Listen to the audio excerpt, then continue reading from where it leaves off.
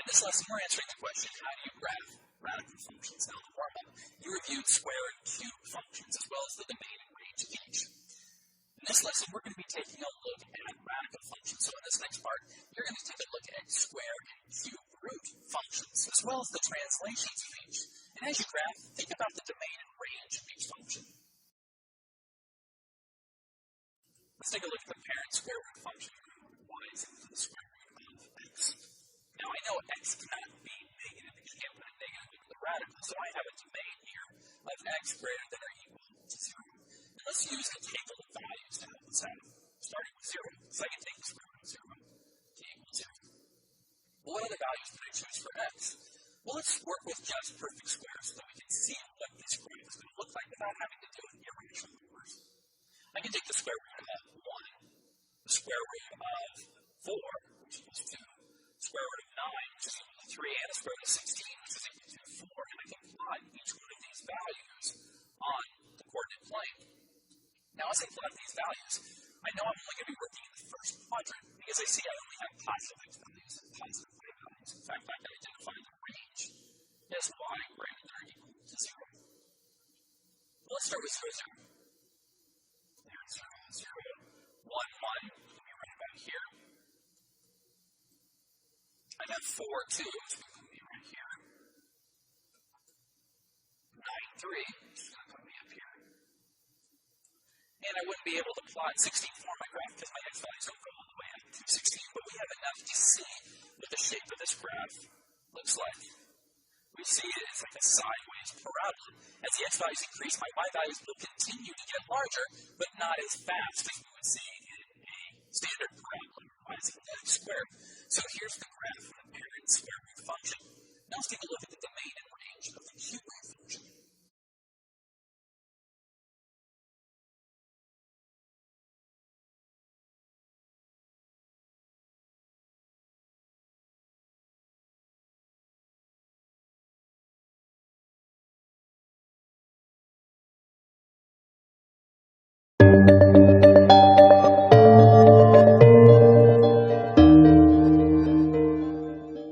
Let's see what radical parent functions are all about. We'll focus on two types right now, the square root of x or cube root of x. Now, to get a better idea of what's going on with those, we should figure out the domain and range of each type. How about we start with the square root of x?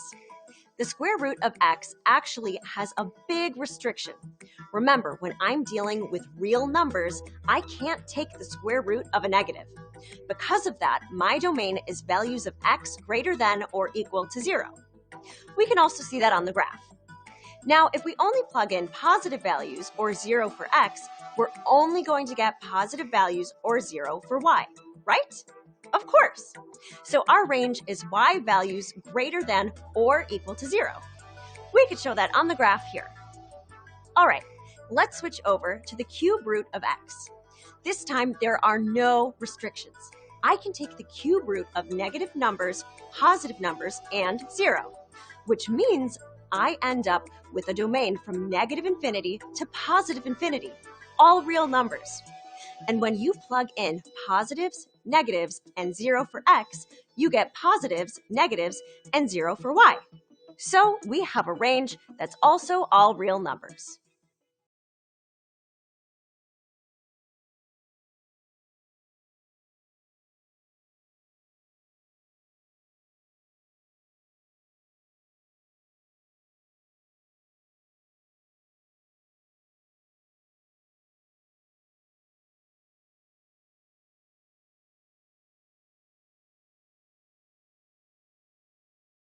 Let's use the graphing calculator to talk about translations of the square root of x function.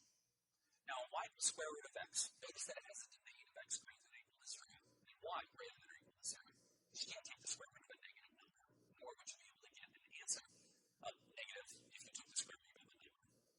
So 0, 0 is the farthest left and the farthest down where we're going to get on your graph.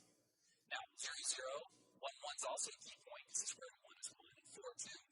Well, the square root of 4 is 2. We can use that same philosophy to see all the other points on this graph, but I want to focus on the general form for the translation. Y is equal to the square root of x minus 8 inside the radical plus 10 outside the radical. although it says x minus h, don't let the negative throw you. We're looking at the value of h, what is being subtracted from the x. If I subtract a positive from each value, so I put the h positive, what will happen to my graph? As I increase the value that's being subtracted from the x, the value or my function shifts to the right. So if you go to h equals 5, notice that my key points 0, 0, 1, 1, and 4, 2 have shifted to 5, 0, 6, 1, 9, 2. Every one of those x values increased by a value of 5. If I made h negative, look, it shifts to the left. So if I shifted to x is equal to a negative 5.5, well then my point 0, 0 is now negative 5.50. So the x value decreased by that same value. Notice now it's the export is a negative 5.5 instead of 0. Think about the domain. What happened in both cases? Well, the domain is still greater than or equal to a certain value, and that value is now h. So here it would be x greater than or equal to negative 5.5. Here x is greater than or equal to 5.4. Now let's look at k values. Well, since the k value is outside the radical, it's not affecting the x anymore, which means it's going to affect the y. And y changes are vertical. So I should see vertical translation. Well, let's make k positive. As k is positive, or gets bigger, notice that it shifts up. If I move to 4.1, then my 1 here is going to shift to 5.1. Notice the y coordinate of 1 went up 4.1 units. If k is negative, it's going to shift up. We see it going below the x-axis. Now think about the range. The range was originally y greater than or equal to 0. What's happening now? Well, now my range is y greater than or equal to whatever k is. So after you've done a translation of different h values and different k values, then your domain is x greater than or equal to h, and your range is y greater than or equal to k.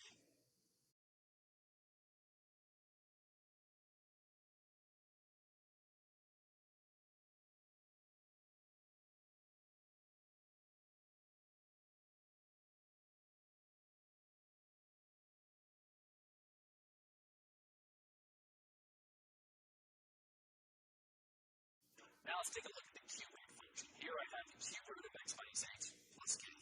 And we're going to see how changing the h and k values for the cube root function is similar to looking at the h and k values of the square root function. Now the h is inside the radical again, so as a result it's going to affect it horizontally. Now here the domain is all real numbers because I notice that the x values move all the way to negative infinity and positive infinity. Now if I change the h value, notice where the switch happens. If I change it to negative 5, then it's going to be going from increasing until I get to negative 5, and then it switches back to increasing again as I go out to positive infinity. But it goes up a lot faster when we hit negative 5, and then it goes back to going up slower. So we still notice that the domain is all real numbers, and the range is all real numbers, so that didn't change anything. So let's change that back to 0, and go to the k values. The k values is going to move up or down. Right now, our range is all real numbers because it goes all the way down to negative infinity and to positive infinity going up. Slowly, but it does. Now, if I increase the k value, all my function values go up. But since my y value is all the way down to negative infinity, increasing them by a amount is just going to keep them at negative infinity. Same thing true for going from positive infinity. It's just going to keep them higher and higher. So even though the k values move the function up and down, the domain and range of my functions still stay the same. All real numbers for the domain and all real numbers for the range.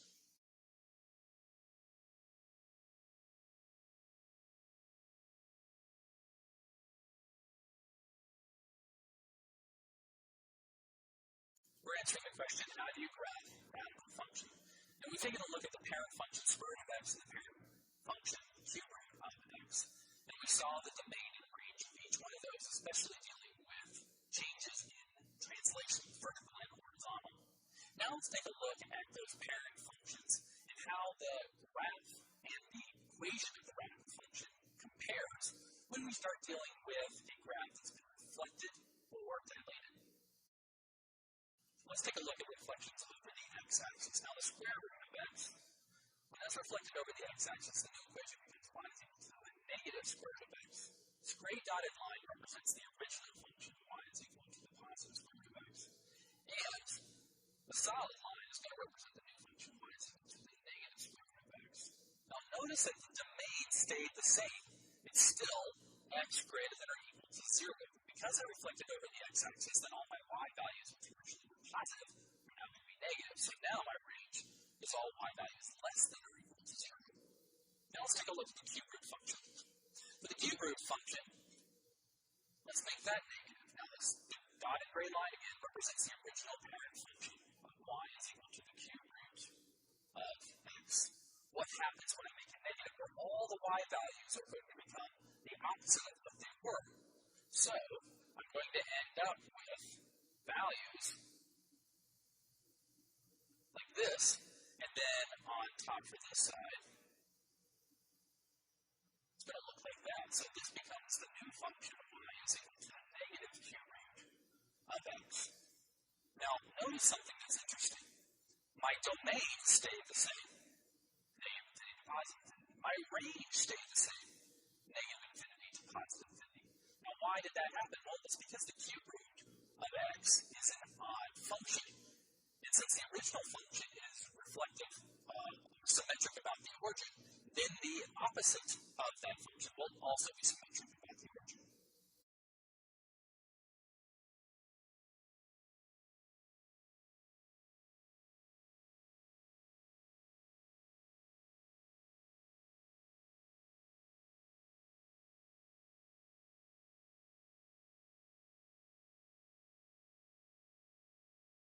We're going to take a look at the parent functions, as well as taking those parent functions and multiplying by negative 1. Here I have the square root of x. We see a domain of x values greater than or equal to 0 and a range values of y greater than or equal to 0. What happens when I multiply that value by negative 1? Well, as soon as I make it negative, notice that it just flips upside down. So look at the difference between the two. The only thing that's changing each one of these is just the y values. All the x values are still the same, which means that my domain is still x greater than or equal to 0, but my y values are now less than or equal to 0. Alright, well now let's take a look at what happens when I deal with the cube root function.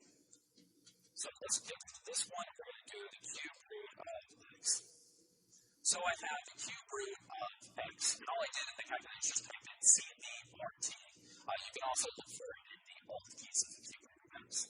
So the cube root of x, what happens when I change that to negative? So I need to put a negative on the outside. Now notice where the values are changing. Look at those two. When I put the negative on it, then all of the positive y values become negative. If you look on the left side, all of the negative y values become positive. But the domain of a cube root function is all real numbers, and the domain of the negative cube root of x is also all real numbers. The same thing is true for the range. So by putting in that negative, it didn't change anything. All it did was simply flip the x values and y values, but it's still going to go all the way to infinity for x, and y it's still going to go all the way to negative infinity for x.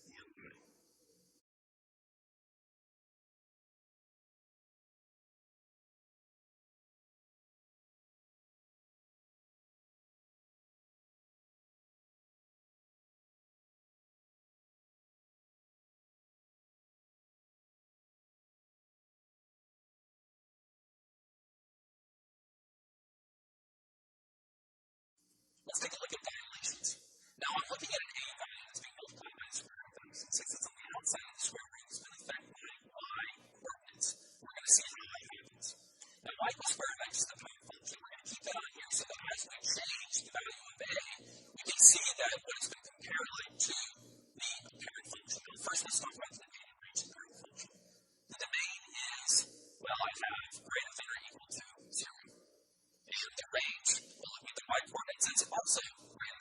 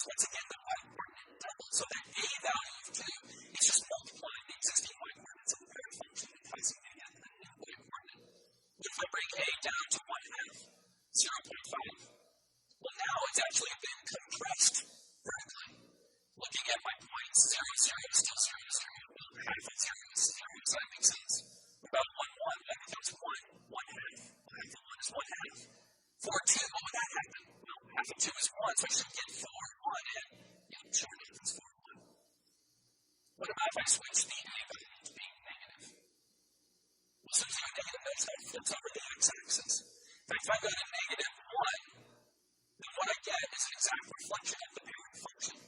So, values between negative 1 and 0, I'm getting a compression again. Values after negative 1 all the way to negative infinity, you end up getting a stretch again. So the negative causes a reflection.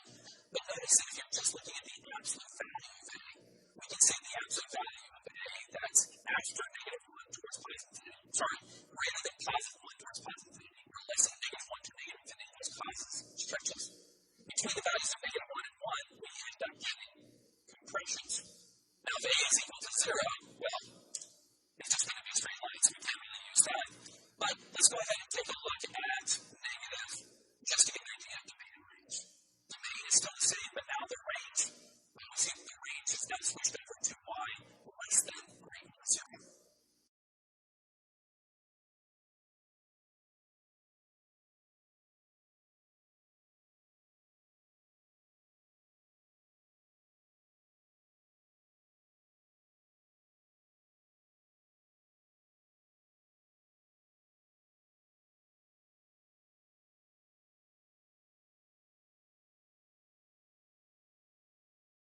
We're answering the question, how do you graph radical functions? And we've taken a look at translations, reflections, and dilations. But what happens when one of our functions doesn't fall into these patterns?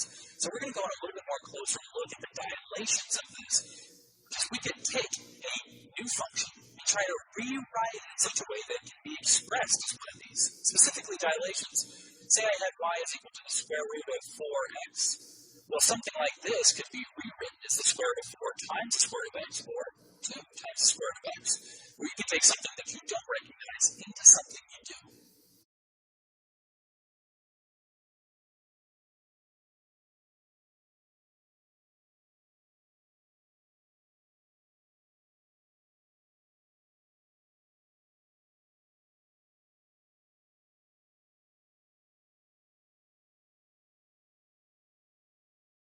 Alright, so let's take a look at y is equal to the square root of 4x minus 5. Well, because that 4 is being multiplied by the x, it's not of a pattern that I recognize because I would think that this value would be my h, but I don't know what to do with the 4. So what I'm going to do is I'm going to actually factor a 4 out of the expression 4x minus 5.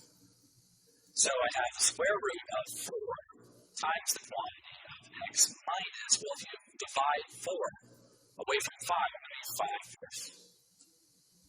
Now that I have a product under the radical, I can use my rules of radicals to rewrite this as the square root of 4 times the square root of x minus 5 fourths. And I can take the square root of 4 to be just 2.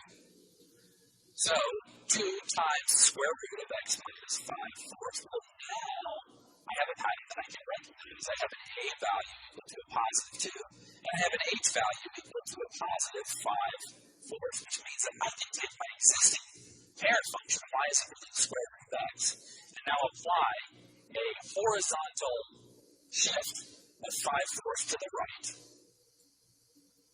as well as a dilation of 2. So if I looked at my original parent function, which would look like this, now it's being multiplied by a dilation of 2, so everything is being stretched by a factor of 2.